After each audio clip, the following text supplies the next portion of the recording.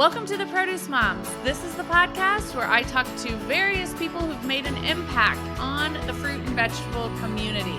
There are so many stories to share that will change the way you look at fresh produce.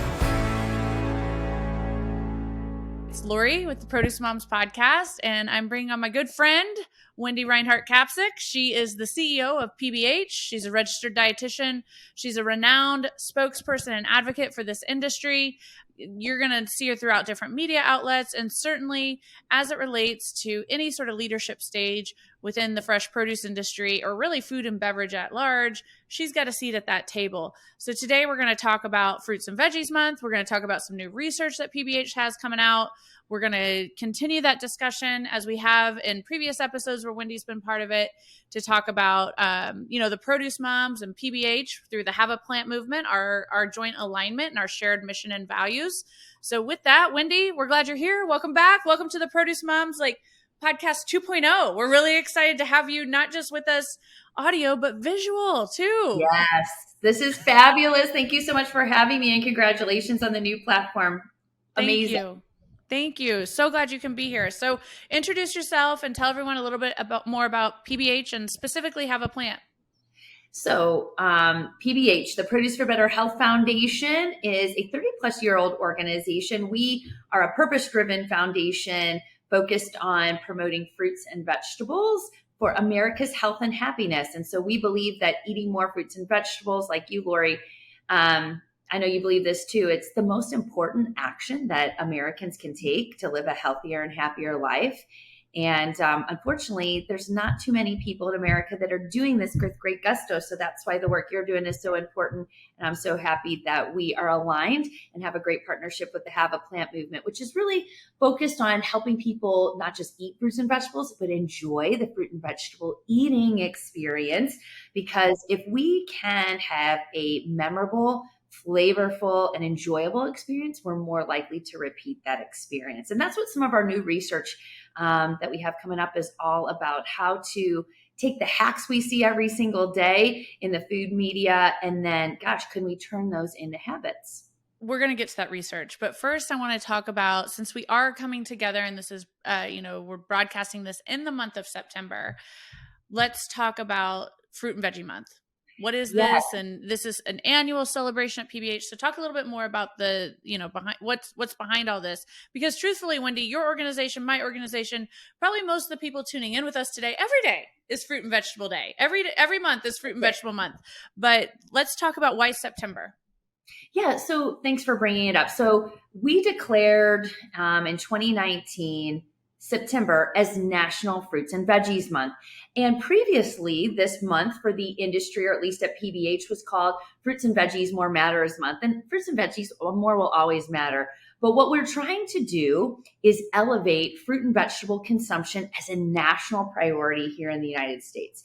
And so we said that it was the most important action people can take to live happier, healthier lives. That's to eat and enjoy fruits and vegetables. And really, whether it's a federal initiative, let's say in research, or a feeding program, or even a promotional program, or even, within the industry itself, there's so much that all of us can do to unite around this singular action that can really make a difference in Americans' public health. So we've declared September National Fruits and Veggies Month. It's a month-long celebration of all things fruit and vegetables. And we usually have a theme. And our theme this month is celebrating the roots of our food. And so we know that food and agriculture have always been connected, and particularly you and your platform, Lori. And, as Americans, many Americans are getting further away from the farm, we want to make sure that those connections are still happening. Essentially, who are the people that really are behind the products? And so at the root of our food and getting it all the way from the farm to the plate, but then also, eating fruits and vegetables is truly a foundational, it's the root of healthy eating. And so what we're going to be doing here in 2022 is celebrating the healthfulness of fruits and vegetables. Of course, we're going to have recipes and food hacks and all the things that make fruit and vegetable eating easy and fun. But we're also going to celebrate farmers and growers and all of those that make sure that we can have access to these healthy products. That's wonderful. And you mentioned making it a national priority. So That's really when, that's really when policy becomes a big part of the discussion, or other community-wide initiatives. I know that PBH was extremely involved, and you in particular. I mean, Wendy spoke at the United Nations kickoff event for the International Year of Fruits and Vegetables in 2021. I was a peon in the crowd. She was on stage, folks. Right. But in Thank all you. seriousness, Wendy, I know that we've got some big things happening in DC. We've got a big White House conference coming up. And I'm assuming that, as you mentioned, national priorities, this has to be part of that discussion. Yeah, when I came to PBH in 2017, I thought, gosh, there's just so much that is working in the favor of fruits and vegetables in terms of the broader food dialogue. And you mentioned policy is a big part of that. And every time we have a dietary guidelines for Americans process here in the United States, it's an opportunity, and it's an opportunity to elevate the profile of fruits and vegetables and national dietary guidance, which then filters down into many Americans, particularly those Americans in need. And so, we thought, gosh, we need to claim September as National Fruits and Veggies Month. And you mentioned, it's a priority here in the United States, but it's actually a global priority as well. Very few countries around the globe are actually meeting the recommendations for fruits and vegetables. So it's an opportunity to change the health of Americans, to change the trajectory of the future of the globe. And it's also an opportunity to come together and really unite around eating the most healthful and flavorful products on the planet. So you mentioned a couple things that are happening domestically, and I mentioned one too. So fruit and vegetables as essentially central to every food and health initiative out there. This is important as we think about the next iteration of the dietary guidelines. So that process has already begun for I can't even believe I'm saying this, the 2025 to 2030 dietary guidelines. That process is already happening. Oh, yeah. But more, directly happening next month is the White House Conference on Hunger, Nutrition, and Health. And the last conference happened 50 years ago. And out of that was some pretty, trajectory changing programs. Yeah, groundbreaking. A program platform, we might know it as SNAP, for example, today. With these feeding programs, which are so important to so many Americans and have really changed the trajectory in some respects, along with the nutrition and diet quality of many Americans. Now, 50 years later, the world is kind of a different place. There's so many new opportunities we have, and so many opportunities to leverage, for example, technology to increase fruit and vegetable consumption and inspiration. But it's also in some ways kind of a sad commentary that it's the same country in that we still aren't eating enough fruits and vegetables out there. So the work that PBH is doing, primarily our research work, and the insights that can be derived from that are really important as we think about the dialogue happening before, during, and after this White House conference. And it will be a conference, and there'll be a national action plan unveiled around what the federal government might do to improve diet quality and reduce and eradicate hunger in the United States. But that dialogue will continue, and there'll be many opportunities for lots of stakeholders to make commitments to diet quality and reducing and or eradicating hunger in the United States. And so the fruit and vegetable industry, along with the everyday American, will have an opportunity to participate. And we believe that this is a very unique and potentially transformative moment for the country. I love to hear that. And, the optimism's wonderful.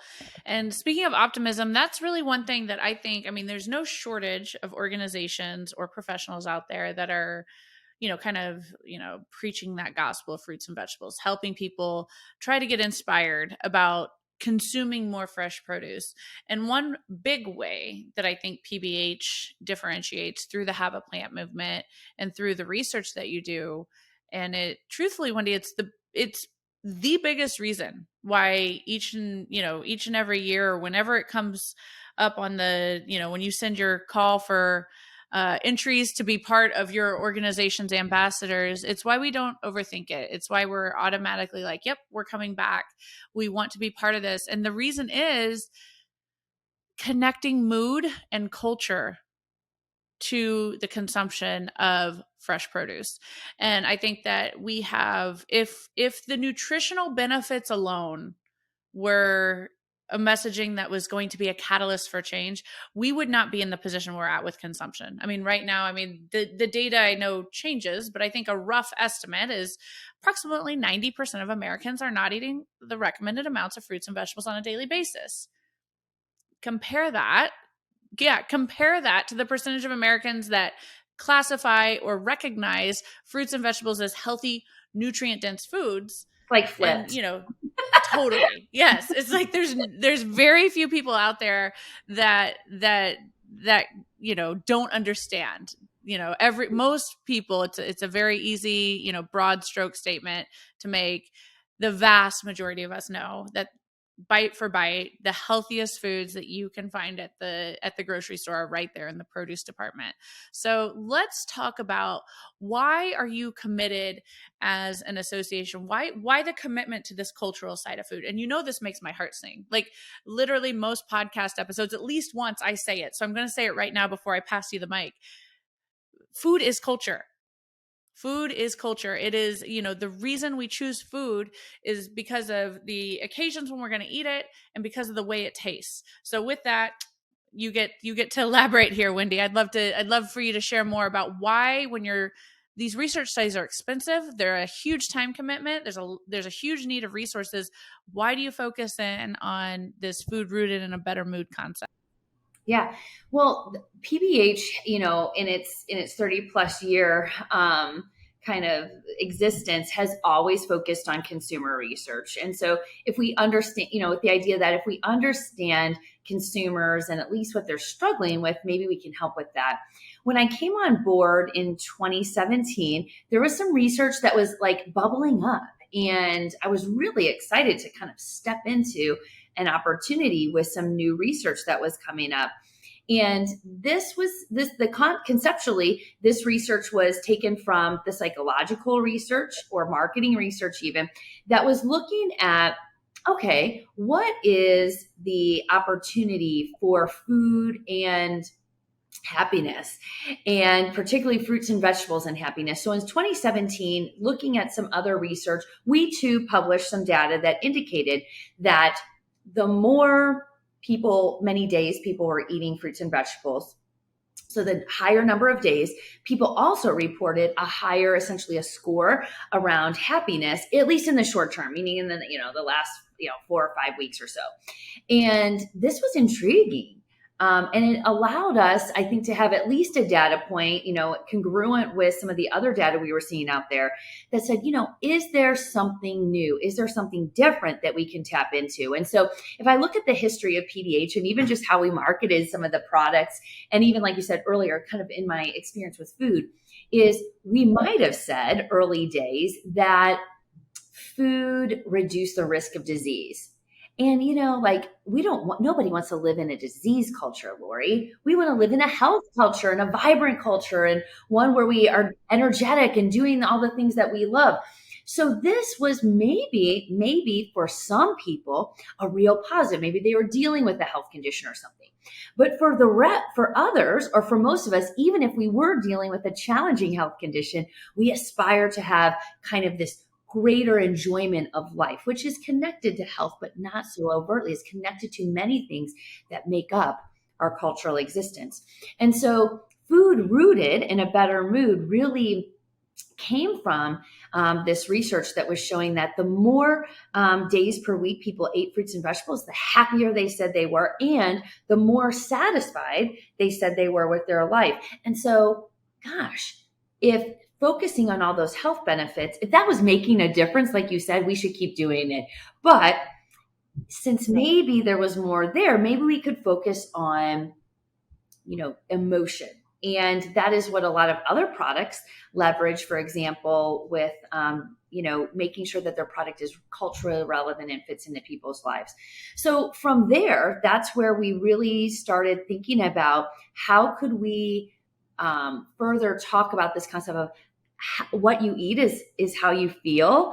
And that is actually essentially the brand underpinning of the Have a Plant movement.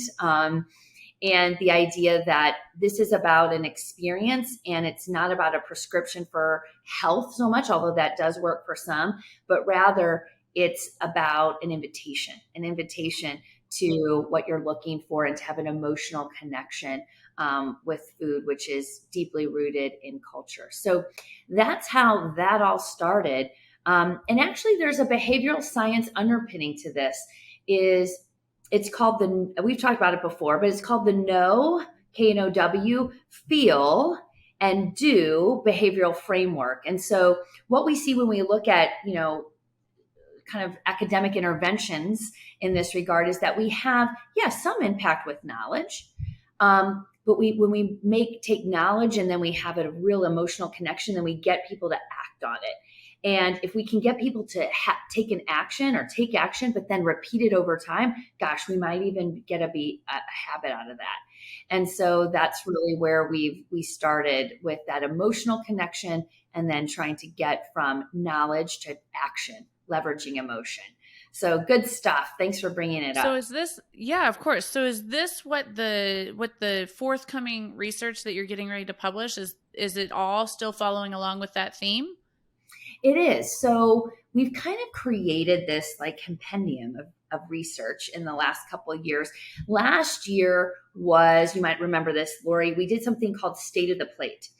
And State of the Plate was looking at, not just volume of fruit and vegetables consumed, but frequency. And why did we look at frequency? Well, we knew that if people frequently do something, and they likely have a habit, and habits, they're all the rage, right? There's so many great books out there right now on habit and creating healthful habits. So this is a clear behavioral science tenet. So what we found in that research is not just that volume is flatlining here, but frequency was actually eroding. Frequency of fruit and vegetable consumption was eroding. So these two things together are a little making me uneasy. And so we started with that State of the Plate research. And then we said, you know what?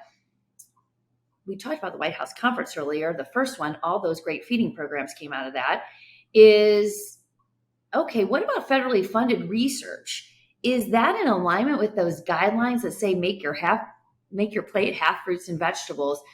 And what we found is the federal funding for fruit and vegetable programs, whether they be research, feeding, or promotion, they really weren't in alignment with that whole half your plate thing. In fact, we did a full analysis of a couple agencies that are responsible for that information and those programs. And we released earlier this year something called the gap analysis. And this is looking at the disparity between dietary guidance and federal funding. And what we found is, yes, in fact, there's a gap. And we don't just need to recalibrate the funding. We need to increase funding so that, in fact, fruit and vegetable consumption is a national priority, given its impact on the health of our nation, and also to reduce things like healthcare costs. I want to ask you about this State of the Plate research, okay?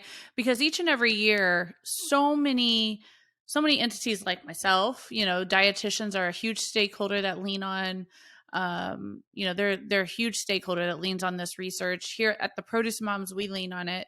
But one big thing that the research includes is consumption trends. Can we expect that again, where PBH is going to help lead that dialogue about whether America's fruit and vegetable consumption is on the rise or on the decline? Yeah, right now we would say, gosh, unfortunately, it's on the decline in both volume and frequency. And that is the type of information, as we talked about earlier, that we are leading the charge with on why we need to make fruit and vegetable consumption a national priority. So that research is done every 5 years. And it's actually very strategic why we do it every 5 years, because the policy cycle for dietary guidance is every 5 years.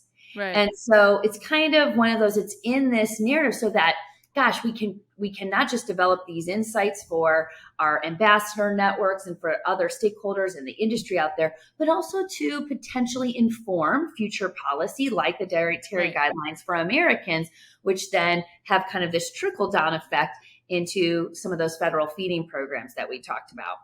Yeah, So help influence the budget to increase fruit and vegetable availability and promotion. You're right. It's so important. So it's good to get that clarity. But I think you had a few more things. I'm sorry that I It's okay. kind of No, interjected I love there. it. I love it. So we have the gap analysis that I mentioned secondly. Mm-hmm. And this is like, okay, like you were just saying, hey, do we have any data that we can then go to Congress and say, this is how you're currently funding things. Here's some suggestions on how we could elevate fruit and vegetable consumption through funding. And it is your congressman who then in turn decide how much money is allotted to those things.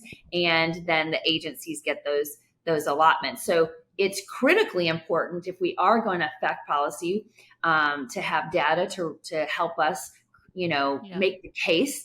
And so that's what we released in May. Kind of perfect timing. It wasn't planned. It was always planned to do the report, but it wasn't planned that there would be this White House conference incoming. So that worked out. And then you this be on stage, Wendy? Oh, have they called you yet to be on stage? We are definitely inputting our research into the process for sure. So yeah, I participated in a listening session that our mutual friend Kelly with Bayer, she organized that, and I can't remember if you were part of that one or not, but I was on one, and it was really nice to be able to share some sentiments on, hey, if there's federal, of course I'm coming at it with this like entrepreneurial point of view, and I'm like, okay, yes, I want to see more federal initiative, but I also want to make sure that there's a vetting process of how that money's spent. Are these organizations like, if we're going to invest in marketing initiatives, let's make sure that we're investing in entities that help empower the farmers. There has to be some vetting processes in place. So it's all been this has all been very exciting as our industry prepares. Yeah, I mean, I participated in that, in the same one you did, Lori, and several others. And so I think what's really important about those, I think two things happen when, for those of our listeners that maybe didn't get an opportunity, is you bring multiple different, you can bring people from different vantage points together to do what's called a listening session. And so this is an opportunity to convene groups of people to, kind of walk through some similar questions and then provide input into the White House conference process. And so there's an emphasis on people that don't just have an opinion, but also have what's called lived experiences, for example, with those federal feeding programs, and not just hear their point of view, but then now make sure that their perspective, or even those people themselves, are actually influencing how those programs are run, which is fantastic. So in this regard, there's two things that happen. Yes, the whole idea of convening people, get input, and then submit it to the government. Okay. But then what ends up happening, I think, when you take the convening nature of those opportunities, and you get to really hear what's on people's mind, and you get to hear people's opinions, some of which you may agree with and some you may not, but we learn something, and then we're also maybe our point of view is broadened or maybe even changed, but you also get to at least for me anyhow, I'm sure you feel the same, you get to open up your minds. And oftentimes people are super well-meaning about increasing fruit and vegetable consumption, but may not necessarily know the agricultural realities or the value chain or supply chain realities of getting those products to market or to the people. A case in point would be, refrigerated trucks, for example, and making sure that food banks have access to, let's say, fresh produce. And so there's like these rate limiting steps that can kind of get in the way of our well-meaning intentions. So those convening dialogues are really important to uncover those things, but also to broaden our perspective and understand what's meaningful to others, but also how we can impart our knowledge too. So the gap analysis that PBH and another group called Nutrition on Demand, we partnered with them on, it really was an opportunity to, jumpstart the conversation about fruits and vegetables in a way that was data informed. And I think that's important. I think the government will be very interested in both opinion, perspective, and also data.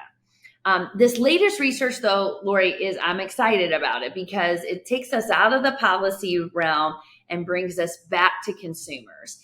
And it really helps us, if we could keep doing what we're doing And there's been so many efforts from the industry and the public health community focused on fruit and vegetables. But what's missing? And even in my whole career in food, is there's always this desire to understand people and understand. It's like, why do good people make bad food choices? No, including myself.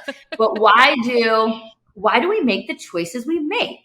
And I think it's about, I don't know, I'm going to talk anecdotally. I think it's all about the cultural side of food and the flavor, like what I said earlier. I think that the thought that we're going to get a 15-year-old, I've got a 15-year-old boy, almost 15, getting ready to celebrate his birthday. If I said to him, we're going to serve salad bar at your birthday party to you and a bunch of 15-year-old boys instead of what we normally serve, pizza, like that's not going to fly, Yeah. Right. Yeah. And so, you're absolutely, culture is a significant part of this. So there's an interest, and there's really an interest, maybe even for the first time. I've been through many dietary guidelines for American Cycles, and we've always said there needs to be food and nutrition scientists on that advisory committee. There also needs to be a food scientist. Over the years, we got that in, but you know what the missing link is? It's behavior, because the dietary guidelines themselves don't change very much. We want to make sure fruits and vegetables are always front and center in those guidelines. But what we're really after is how do we get people to actually do something and to make healthful choices. And so we at PBH now, since 2017, have really invested a lot more in behavioral science, because you just got to look at the data and say, we've got to do better. We've got to do better for the American consumer out there. And so what can we learn? Now, I mentioned a couple behavioral tenets: know, feel, and do. And you have more of an impact at do. Why? Because, and this gets to what you were saying a little bit, is behavioral scientists will tell you that we don't necessarily rise to the idea of our aspirations, of our goals. We don't always rise to those occasions, but rather we fall to the level of our systems, meaning the system around us. And so when we hear conversations about, changing the food system, it is a system, and there's lots of players. And so they have to understand each other. Part of the system is our culture and what's around us, and also kind of what we bring to the table when we make food decisions, our experiences and those type of things. One of the other behavioral tenets is the fact that if we want people to do something, we really need to make it easy. And this is kind of an interesting, it's like, of course, Wendy, make it easy. But that doesn't always mean what's easy for Lori is easy for Wendy, easy for someone else. Yeah, no, it's very personalized. I mean, as are the nutritional needs, though, right? I mean, that's what makes this whole system so complex, in my opinion. Well, what's healthy for one human being might not be healthy for another. Well, but I think that most of us can agree fruits and vegetables are the universal healthy choice, right? Yeah, for sure. But like you make, on all your, like when you're up here in the media, you make it look really easy. But for some of us, like me, who don't, I don't really enjoy cooking. I'll do it, but I much rather go to a place. For me, easy is not the 20-minute meal. For me, easy would be actually going somewhere where it's already been prepared and it's delicious. Or making it easy, not meaning I have to cook, but maybe I can assemble and it's easy. So I think easy means different things to different people. It's also important for everyone in the value chain to step back and say, oh gosh, let's think about the full consumer journey, not just my product, or if you're in public health, not just like the 30-minute education program I'm giving somebody before they can access their benefits. I now need to think about the full journey. And this is everything from, have we made it easy to access, find, purchase?